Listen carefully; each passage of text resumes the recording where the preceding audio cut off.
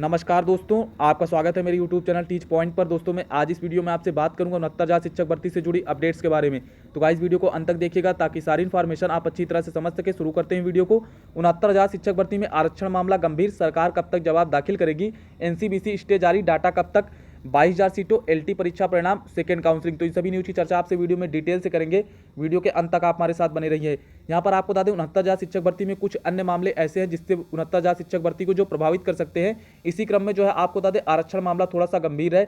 यहाँ पर जो है अभ्यर्थियों की तरफ से लगातार दावा किया जा रहा है कि जो आरक्षण मामला है और यहाँ पर जो एमआरसी मामला है उसको गलत तरीके से सरकार ने लागू किया है, जिसकी वजह से लगभग 15,000 अभ्यर्थियों को नुकसान उठाना पड़ा है और वो चयन सूची से बाहर हो गए। इसी क्रम में आपको बता दें एनसीबीसी ने जो है 7 जुलाई को जो है बेसिक शिक्षा अधिकारियों को जवाब तलब किया था, लेकिन वहां पर बेसिक शिक्षा अधिकारी उपस्थित नहीं हुए, जिसकी वजह से भर्ती प्रक्रिया पर स्टे लगा दिया गया और स्टे प्रक्रिया अभी लगातार जारी है। और यहाँ पर पिछड़ा वर्ग आयोग ने स्पष्ट कर दिया कि जब तक 69,000 शिक्षक भर्ती में आरक्षण मामले को लेकर संतुष्ट नहीं होगा तब तक किसी भी प्रकार से भर्ती प्रक्रिया पर स्टे नहीं हटेगा। आपको बता दें इसी क्रम में जो है 20 अगस्त को सुनवाई देखने को मिली थी। 20 अगस्त को फिर से पिछड़ा वर्ग आयोग ने सुनवाई लगाई थी और यहाँ पर बेसिक शिक्षा अधिकारी जो है पहुंचे थे। बेसिक शिक्षा अधिकारी सभी अधिकारी जो है पहुंचे थे और वहां पर जो है सरकार वहां पर जो है एनसीबीसी से जो है 10 दिनों का समय मांग लिया गया। जो एनसीबीसी से 10 दिनों का समय मांग लिया गया सरकार की तरफ से काउंटर दाखिल करने के लिए। यहां पर आपको बता दें कि एनसीबीसी ने जो है एक प्रारूप दिया हुआ जिसके आधार पर जो है सरकार को डाटा दाखिल करना है। इसी प्रारूप पर डाटा कलेक्ट करने के लिए सरकार ने 10 दिनों का समय मांगा है। हालांकि आपको बता दें यहाँ पर जो है सरकार ने कट ऑफ सूची दे दी है, यानी कि यहाँ पर सरकार ने जो है जनरल का किस कट ऑफ पर चयन किया गया, ओबीसी का किस कट ऑफ पर चयन किया गया है, एससी एसटी का किस कट ऑफ पर चयन किया गया है, ये सूची वहां पर दे दी है, ये स्पष्ट कर दिया है। तो आपको बता दें यहाँ पर अभ्यर्थी ये भी कह रहे हैं कि 0.38 के अंतर में लगभग जो है 18,000 अभ्यर्थियों का चयन कैसे कर लिया गया। यहाँ पर जो ओबीसी एससी एसटी वर्ग के अभ्यर्थी है वो ये कह रहे हैं कि 0.38 के अंतर में लगभग 18,000 अभ्यर्थियों का चयन कैसे कर लिया गया। और यहाँ पर उनकी तरफ से लगातार यही कहा जा रहा है कि जो है यहाँ पर एमआरसी को और आरक्षण मामले को गलत तरीके से लागू किया गया है, जिसकी वजह से कई सारे अभ्यर्थी जो है चयन सूची से बाहर हो गए हैं। तो वो जो है लगातार चयन सूची में बदलाव की मांग कर रहे हैं। तो ऐसे में यहाँ पर जो चीज़ें तभी स्पष्ट होंगी जब सरकार की तरफ से डाटा दाखिल होगा। और यहाँ पर जो अपडेट्स आ रही है वो ये आ रही है कि सरकार जो है एनसीबीसी ने जो प्रारूप दिया है उस पर डाटा कलेक्ट करने का काम कर रही है, क्योंकि यहाँ पर एनसीबीसी को जो प्रारूप है उसमें कई तरह के कॉलम बनाए गए, कई तरह से सूची मांगी गई है। यहाँ पर जो है एमआरसी लागू करने से पहले की भी सूची मांगी गई है और एमआरसी लागू करने से बाद की भी सूची मांगी गई है। साथ में जो है आरक्षित अनारक्षित सभी वर्ग का किस रैंक तक चयन हुआ है, किस वर्ग में हुआ है, गुणांक कितना है, सभी जो है डाटा मांगा गया है। तो एनसीबीसी ने जो है जिस प्रारूप पर डाटा मांगा है उस तरह जो है अभ्यर्थियों का डाटा कलेक्ट करने में थोड़ा सा सरकार को समय लगेगा। और यहाँ पर यह भी कहा जा रहा है कि सरकार ने इसीलिए जो है एनसीबीसी से 10 दिनों का समय मांगा है डाटा कलेक्ट करने के लिए। और यहाँ पर संभावना यही है कि 10 दिनों के बाद जैसे ही सुनवाई होती है सरकार डाटा दाखिल कर सकती है। आपको यहाँ पर यह भी स्पष्ट कर दे कि यहाँ पर आरक्षण मामले में चीजें तभी स्पष्ट होंगी जब सरकार की तरफ से डाटा दाखिल होगा, क्योंकि यहाँ पर जब डाटा दाखिल होगा यानी जब काउंटर अवेलेबल होगा, डाटा अवेलेबल होगा, तभी चीजें पूरी तरह से स्पष्ट होंगी। तभी यहाँ पर देखने को मिलेगा कि आरक्षण और एमआरसी को किस प्रकार से लागू किया गया है। यहाँ पर अभी कुछ भी कह पाना उचित नहीं है।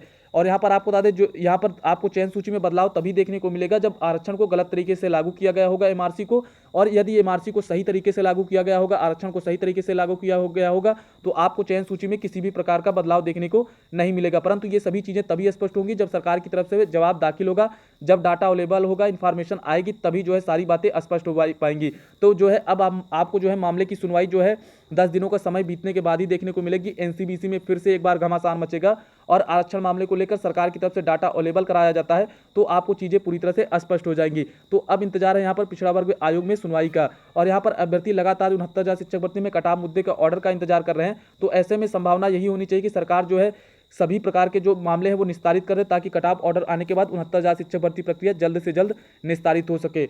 बात करेंगे यहाँ पर 22,000 सीटों की, तो आपको बता देगा यहाँ पर 22,000 सीटों का मामला हाई कोर्ट और सुप्रीम कोर्ट दोनों में लगा हुआ। तो ऐसे में आपको मामले की सुनवाई केवल हाई कोर्ट में ही देखने को मिलेगी। सुप्रीम कोर्ट में जो है जज साहब ने स्पष्ट कर दिया, जस्टिस यूयू ललित सर ने स्पष्ट कर दिया कि जब तक 69,000 शिक्षक भर्ती का कट ऑफ ऑर्डर जो रिजर्व किया गया उसे सुना नहीं दिया जाता है, तब तक 69,000 शिक्षक भर्ती से जुड़े किसी भी मामले की सुनवाई नहीं होगी। और उन्होंने 22,000 सीटों की दो याचिकाएं लिस्टेड हुई थी, उन सभी याचिकाओं को जो है बाद के लिए लिस्टेड कर दिया, यानी अगली डेट दे दी है।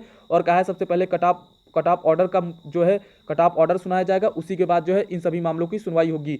बात करें यहाँ पर एलटी परीक्षा परिणाम की, तो अभ्यर्थी जो है लगातार परेशान है कि हिंदी और सामाजिक विज्ञान का परिणाम कब जारी किया जाएगा। ऐसे में उम्मीद यहाँ पर न्यूज निकल कर ये आ रहा है कि वाराणसी जो एसटीएफ है वो जल्द ही चार्जशीट दाखिल कर देगी 2 से 3 दिनों में। उसके बाद जो है अभ्यर्थी आयोग के अध्यक्ष से मुलाकात करेंगे और हिंदी सामाजिक विज्ञान परिणाम जारी करने की मांग करेंगे। यहाँ पर उम्मीद है कि इस महीने के लास्ट तक जो है हिंदी और सामाजिक विज्ञान का परिणाम जारी हो सकता है। यहाँ पर वेट है तो सिर्फ वाराणसी एसटीएफ के चार्जशीट दाखिल करने का। तो जैसे ही चार्जशीट दाखिल होती है वैसे ही आयोग की तरफ से आपको हिंदी और सामाजिक विज्ञान का परिणाम देखने को मिल सकता है। और यहाँ पर हिंदी और सामाजिक विज्ञान के जो है पद वो सबसे अधिक है एलटी भर्ती में। तो ऐसे में कहीं ना कहीं यहाँ पर अभ्यर्थियों को भी इंतजार है परीक्षा परिणाम का। तो यहाँ पर उम्मीद यही है कि जैसे ही चार्जशीट दाखिल होती है आयोग की तरफ से वैसे ही परिणाम जारी कर दिया जाएगा। हालांकि यहाँ पर आयोग की तरफ से आश्वासन तो लगातार दिया जाता रहा है, लेकिन कहीं ना कहीं मामले को डिले किया जाता रहा है।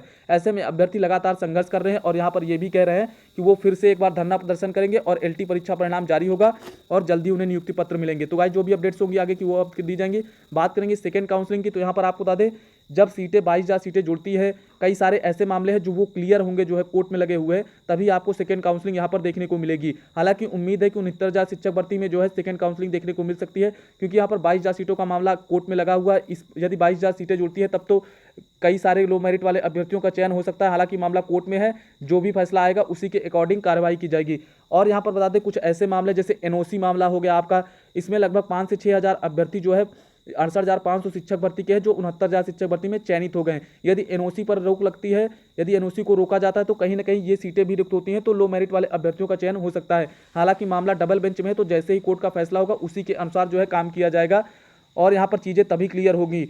और यहाँ पर एलटी भर्ती का परिणाम जारी हो जाता है हिंदी और सामाजिक विज्ञान का भी, और एलटी अभ्यर्थियों को नियुक्ति पत्र मिल जाते हैं, ज्वाइनिंग मिल जाती है। तो कहीं ना कहीं कुछ सीटें जो है एलटी भर्ती वाले अभ्यर्थी जो है खाली होंगे, यानी कि जो कुछ अभ्यर्थी ऐसे भी हैं जो 69,000 शिक्षक भर्ती में भी हैं और एलटी भर्ती में, तो एलटी भर्ती में नियुक्ति मिल जाती है तो 69,000 शिक्षक भर्ती में वो सीटें रिक्त हो जाएंगी। तो कहीं ना कहीं उन सीटों पर भी जो है काउंसलिंग देखने को आपको मिल सकती है। हालांकि ये चीज़ें तभी स्पष्ट हो पाएंगी जब जो है मामला क्लियर होगा। और आपको ये भी बता दें अभी 69,000 शिक्षक भर्ती के कट ऑफ ऑर्डर का वेट है और पहली काउंसलिंग का। तो जैसे ही पहली काउंसलिंग होती है वैसे ही आपको बताया जाएगा कि सेकंड काउंसलिंग यहाँ पर होगी कि नहीं होगी।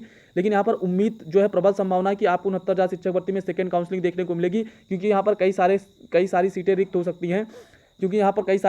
हो सकती हैं और यहाँ पर कई सारे मामले ऐसे लगे हुए हैं जो यदि क्लियर होते हैं और कोर्ट की तरफ से जो है फैसला आता है तो आपको सेकंड काउंसलिंग देखने को मिल सकती है। हालांकि यहाँ पर अभी सही रूप से ये कह पाना कि कितने गुणांक वालों का चयन होगा, कितने लो मेरिट वालों का चयन हो सकता है, ये कहना उचित नहीं होगा, क्योंकि यहाँ पर अभी सीटों की संख्या स्पष्ट नहीं है। जैसे ही सीटों की संख्या स्पष्ट होती है गाइस, तभी जो है यहाँ पर कुछ चीज़ें बता पाना जो है सही होगा। तो गाइस यहाँ पर लेकिन प्रबल संभावना कि आपको सेकंड काउंसलिंग देखने को मिलेगी 69,000 शिक्षक भर्ती में। अभी जो है कटाव मुद्दे का ऑर्डर का वेट है, जैसे ही कटाव मुद्दे का ऑर्डर आता है पहली काउंसलिंग होती है, उसके बाद सेकंड काउंसलिंग का रास्ता साफ होगा गाइस, और यहाँ पर लो मेरिट वाले अभ्यर्थियों का भी चयन हो सकता है। गाइस जो भी आगे की अपडेट्स होंगी वो आपको दी जाएंगी। अभी तक के लिए इतनी अपडेट्स।